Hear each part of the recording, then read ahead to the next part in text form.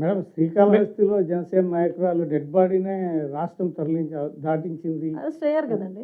Arrest అయ్యారు.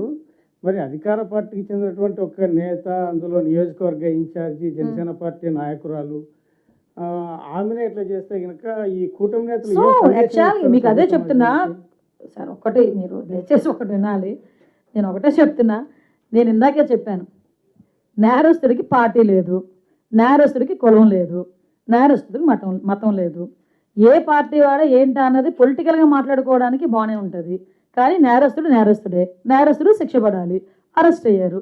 అది ఈ రాష్ట్రంలో కాదు, ఏ రాష్ట్రంలో కాదు, ఏ దేశంలోనే నేరం చేసినోడికి శిక్ష పడుతుంది.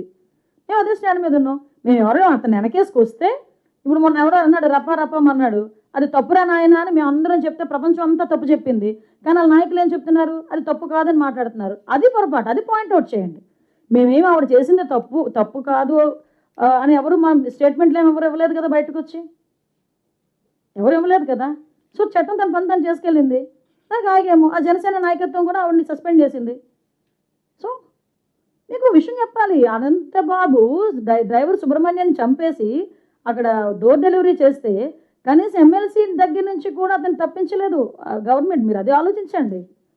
ఆ రోజు మేమందరం కూడా గొడవ పడ్డాం. అరే ఒక దళితుడిని చంపేసి డోర్ డెలివరీ చేశాడు. డోర్ డెలివరీ చేసినా కూడా అతను సస్పెండ్ కూడా చేయకుండా అతను కూడా మళ్ళీ వచ్చి కౌన్సిల్లో అందరితో పాటు పెద్ద సభలో కూర్చున్నాడు. అలాంటి వాటిని మీరు పాయింట్అవుట్ చేయండి. అంతే తెప్పించి ఇప్పుడు మేము మా చర్యలు మేము తీసుకున్న తర్వాత మీరు మమ్మల్ని పాయింట్అవుట్ చేస్తున్నారు. అది విచిత్రం.